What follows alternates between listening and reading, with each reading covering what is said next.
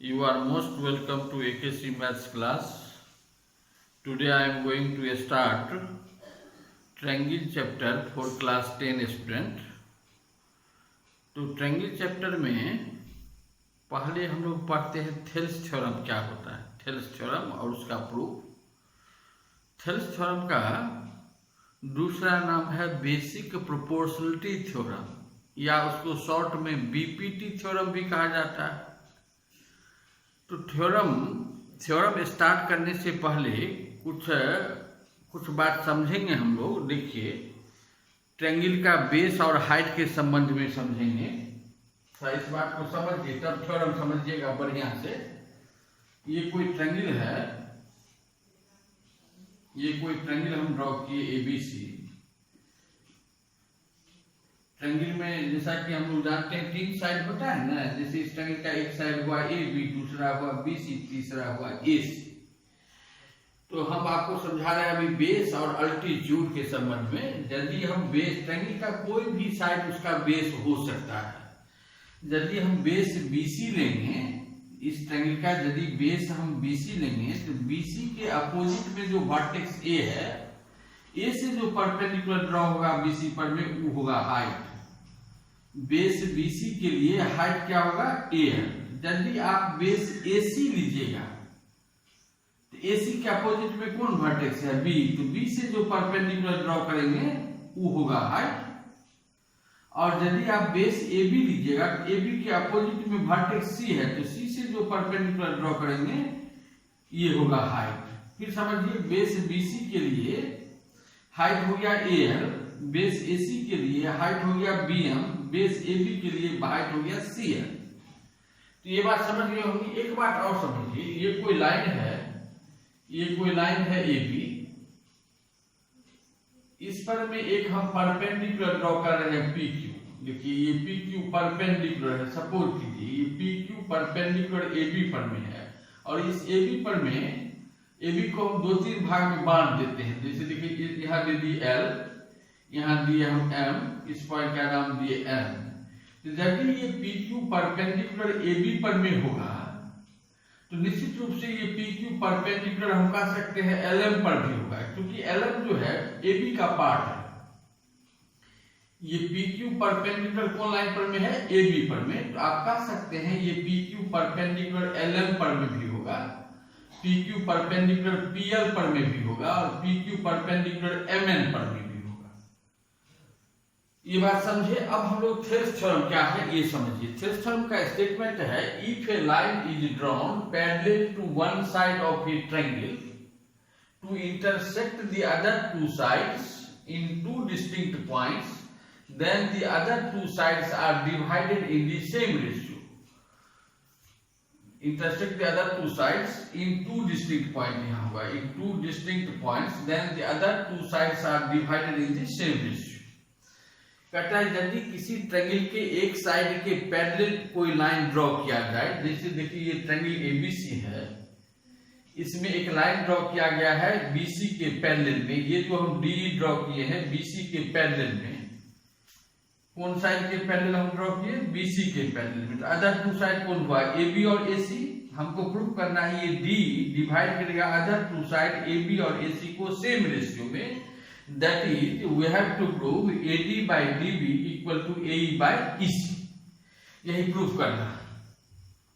इसको प्रूव करने के लिए कुछ कंस्ट्रक्शन करेंगे हम लोग। कंस्ट्रक्शन क्या करते हैं वो देखिए। देखिए, यहां से एक परपेंडिकुलर ड्रॉ कर रहे हैं हम लोग, इससे एक परपेंडिकुलर ए बी पर में ड्रॉ करें, ए डी पर में नहीं, ए बी पर में। इससे एक परपेंडिकुलर ड्रॉ कर दिए हम ए बी पर में, इसका नाम दिए ई एल। और डी से एक परपेंडिकुलर ए सी पर में ड्रॉ कर रहे हैं, इसका नाम दे रहे हैं डी एम। कंस्ट्रक्शन में लिखेंगे यहां पर में, पहले तो गिवन लिखेंगे। गिवन में क्या लिखेंगे, we have given a triangle ABC in which D parallel to BC. Given a triangle ABC in which DE parallel to BC, then to prove that AD by DB equal to AE by EC। अब इस बात को proof करने के लिए हम लोग construction किए हैं। E से एक परपेंडिकुलर ड्रॉ किए EL और AB, और D से एक परपेंडिकुलर ड्रॉ किए DM और AC। और क्या कर रहे हैं, इस BE को और DC को ज्वाइन कर रहे हैं। इस BE को ज्वाइन कर दिए और DC को भी ज्वाइन कर दिए। कंस्ट्रक्शन में ये बात लिखेंगे। कंस्ट्रक्शन में we draw EL perpendicular to AB,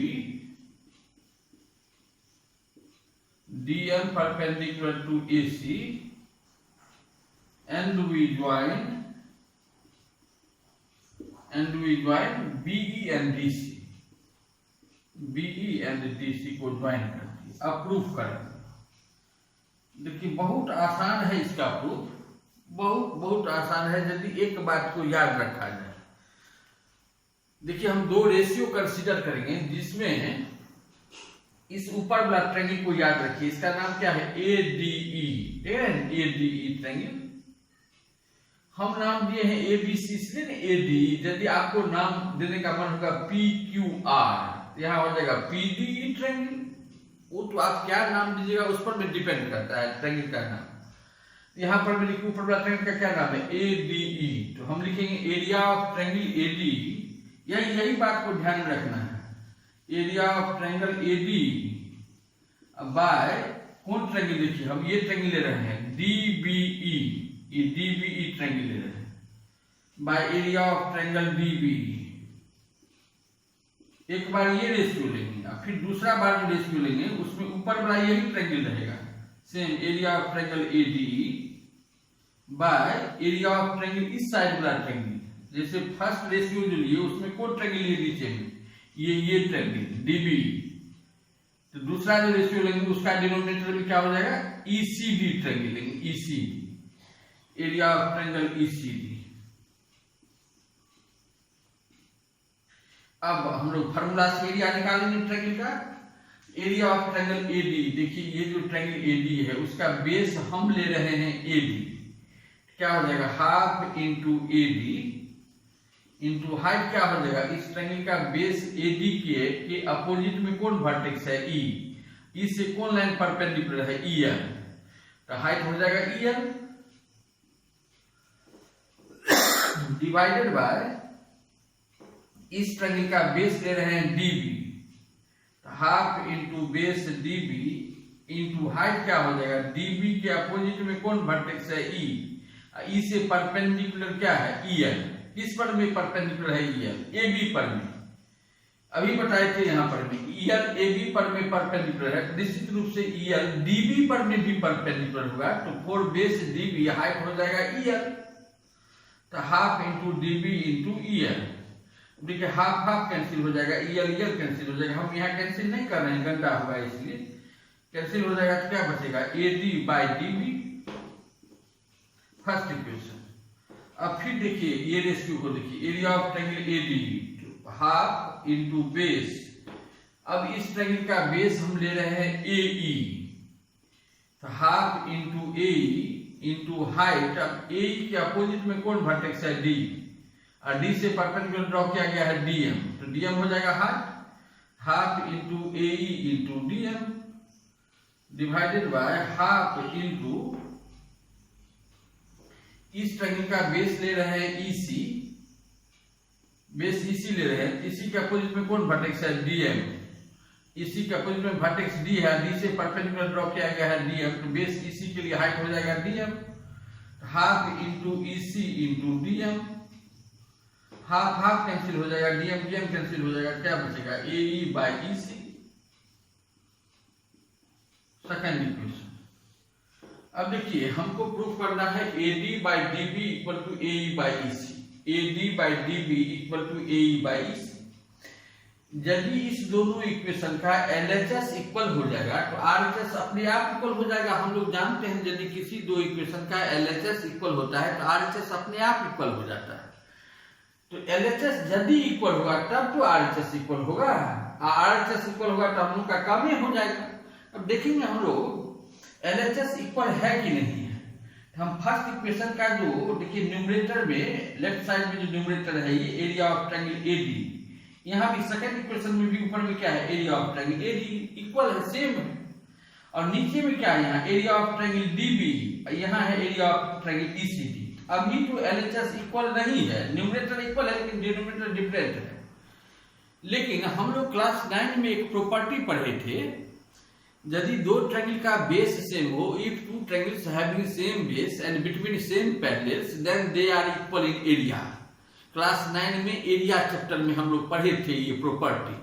यदि कोई दो ट्रायंगल का बेस सेम हो और सेम पैरेलल लाइन के बीच में हो तो दोनों का एरिया इक्वल होता है।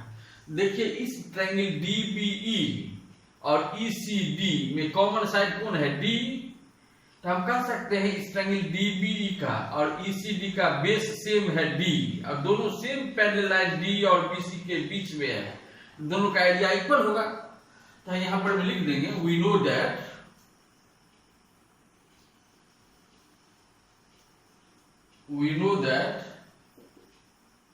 if two triangles are on the same base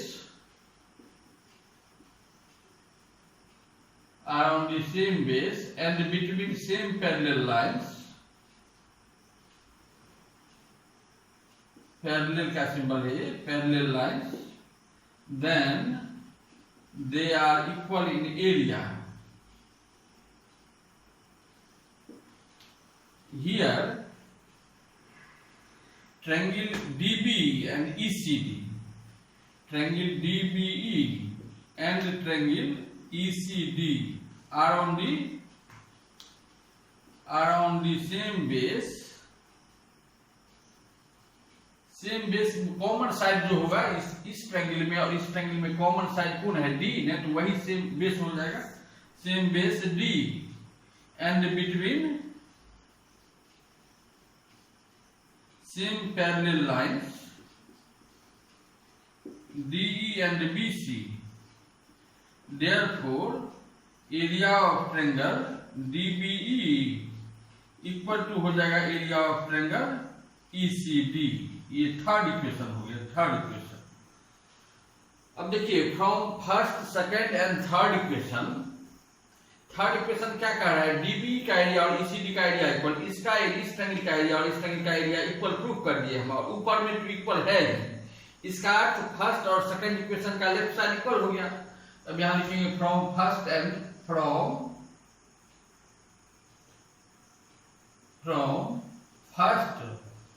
second and third equation LHS of first equal to LHS of second, therefore RHS of first equal to RHS of second, that is अब RHS of first क्या है, RHS of first तो है AD by DB, AD by DB equal to क्या हो जाएगा AE by EC, तो proof हो गया, समझे होंगे। इसमें क्या प्रूफ किया AD by DB equal to AE by EC, क्या दिया हुआ था DE पैरेलल टू BC, तब हम लोग प्रूफ किए AD by DB equal to AE by EC। अब देखिए यदि हम लिखें AB by AD, थोड़ा इसको ध्यान से देखिएगा, अभी हम क्या प्रूफ किए AD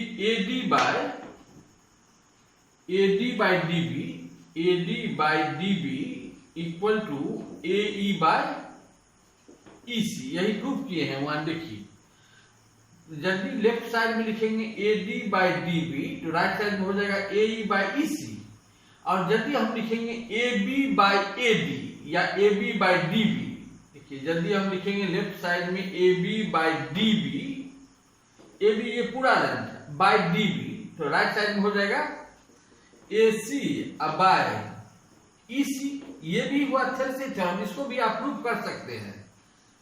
जैसे देखिए ये प्रूफ किया है ना, अभी इसी में दोनों साइड +1 कर देंगे AD बाई DB अब प्लस 1 इक्वल टू क्या हो जाएगा AE बाई EC अब प्लस 1।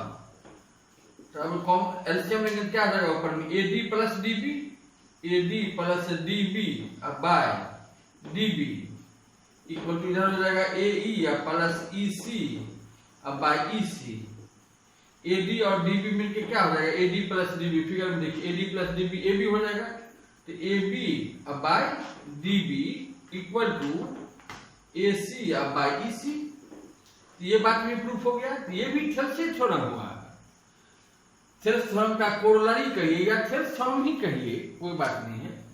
तो यदि हम देखें, यदि हम लेफ्ट साइड में लिखे AB बाई DB तो राइट साइड में क्या हो गया AC बाई EC प्रूफ करके दिखाया आपको। फिर यदि हम लेफ्ट साइड में कभी जरूरत हो जाएगा हम लिखेंगे लेफ्ट साइड में AB बाई AD, ये लिखेंगे देखिए AB by AD left side में, तो राइट साइड में क्या हो जाएगा AC बाई AE। जब जो जरूरत होगा उसके हिसाब से हम लोग लिखेंगे, कहेंगे बाई थेल्स थ्योरम। तो ये समझ गए होंगे। अब देखिए जो चीज समझे हैं, जो पढ़ाए हैं, उसी को फिर से देखिए एक बार थ्योरम, इसी थ्योरम को फिर से देखिए। अभी क्या प्रूफ किए उसको समझना है फार्मूला के तरह। ये ज्योमेट्री का फार्मूला हुआ, ट्रायंगल चैप्टर का फार्मूला नंबर ये हुआ। If a line is drawn parallel to one side of a triangle to intersect the other two sides in two distinct points, then other two sides are divided in the same ratio। ये formula की तरह याद रखिएगा।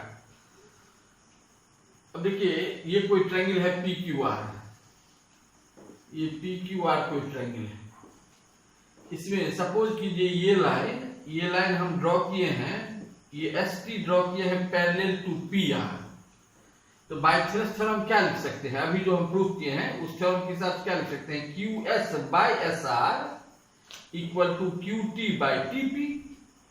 मान लीजिए ऐसा है,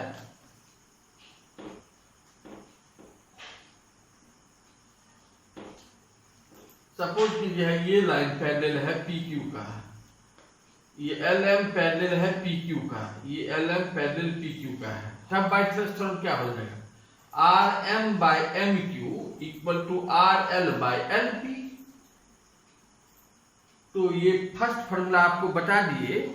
अब इस पर में बेस्ड क्वेश्चन और कन्वर्स, इस थ्योरम का जो कन्वर्स है, converse of Thales theorem second class में आपको बताएंगे। तब तक इस थ्योरम को 2-3 बार आप लिखिए और उसको पढ़िए, आप समझ जाइएगा, प्रैक्टिस कीजिएगा इस थ्योरम को। नेक्स्ट क्लास में इस पर में बेस्ट क्वेश्चन बताएंगे और कन्वर्स ऑफ थेल्स थ्योरम भी पढ़ा देंगे।